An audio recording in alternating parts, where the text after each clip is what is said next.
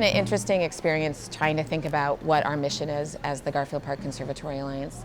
And oftentimes we kind of hear that there are a couple different camps, that there's the camp of the science and then there's the camp of the artists. And in terms of identifying where we locate our programming, I think the real opportunity is where science and art meet.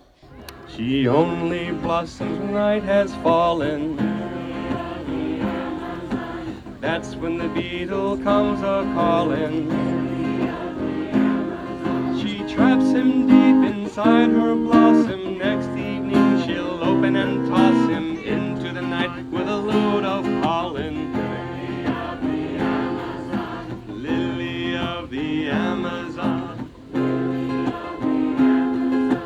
Lily of the Amazon. We would not have the number of visitors that we have at the conservatory. We wouldn't have the level of engagement that we have at the conservatory if we didn't have the program. She traps him deep inside her blossom. Our July 18th event was a Sing to a Plant event where we identified 8 special plants in our conservatory. Mark Messing created music for these songs, and some very well-known lyricists from Chicago created the words for these songs.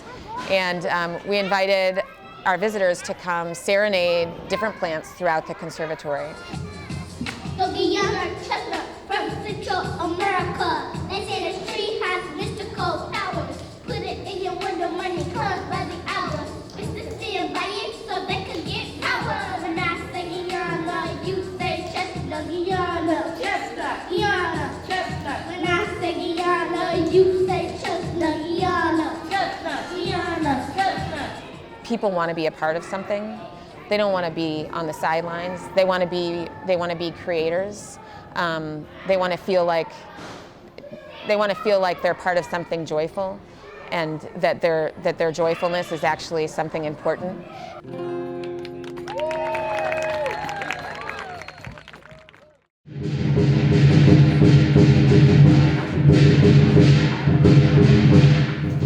Last February we had a Chinese New Year celebration where we had dragon dancers come and do procession through the conservatory.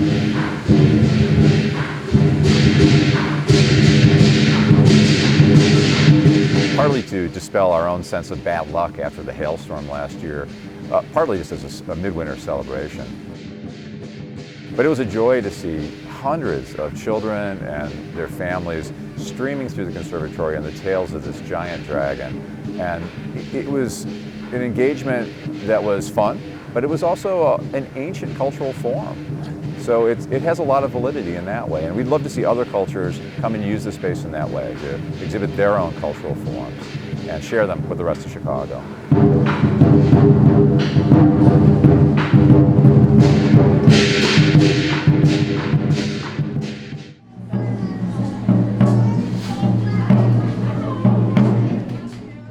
We have a tradition at the conservatory over many, many years of changing art installations, and it is clear that that brings a place for people, brings them to the heart. We have been bringing artists, curators, gallerists into the conservatory, walking people through, and just basically saying, okay, what would you do? How do you see this place working with your work? We're working actually with a light artist, Luftwork. It's a duo, and they're coming up with these wonderfully imaginative ideas, but we keep pushing. Okay, well, think more broadly, think more across the entire campus. The Chicago 12 exhibit, we partner with the Chow Brothers and Chow Brother Gallery, and it is 12 artists who are doing an exhibition over the last summer, and they were given the opportunity to either use that piece that they had in that show or reimagine their piece. A lot of the artists reimagined their pieces at no cost to the Alliance or the Park District. But artists see this place as a place to experiment, to explore, and get exposure. And so the artists were very glad to participate. The MCA was looking for a partner. You know, we have this great facility here at Garfield, and they filled a room, a classroom, with balloons.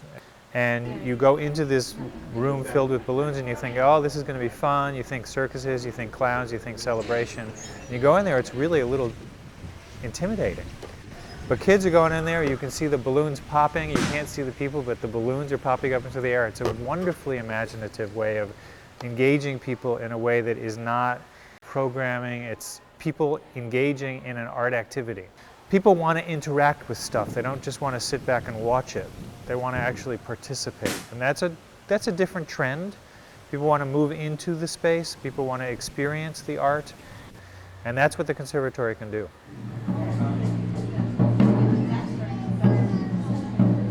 Play and Grow Garden is about 12,000 feet of largely unused space on the south side of our building, which we've transformed into a nature play area for children. Learning about nature is getting harder to do all the time. Parents and children, caregivers, they have to be very purposeful about getting to natural places. We recently hired Ernest Wong of Site Design Group to design our Play and Grow Garden. Mr. Wong is a very honored architect, and we have great hopes that the space will contain a high degree of whimsy and artifice, but really reveal the natural world of children. Really be a place where nature is in the forefront and that children's experiences are allowed to unfold at their own rate and in their own way.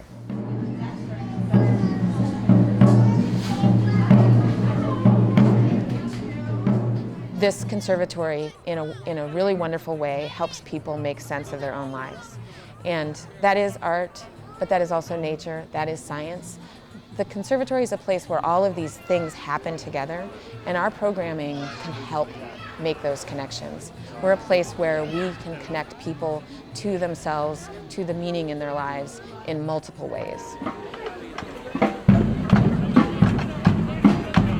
In terms of the campfire events, I really had no idea from the beginning. It was sort of like everybody, I felt a little bit like I'm not quite sure what this is yet. Sometimes, we come out expecting one thing and it's something totally different. You don't know what to expect, really. The place I had the most fun since I've come to the conservatory a year ago was the Mukapaza concert on June 20th, the summer solstice, out in the backyard. I just went out, I brought my nieces and nephews, we made instruments, we made batons and headdresses, and once that band started playing, I was a kid again.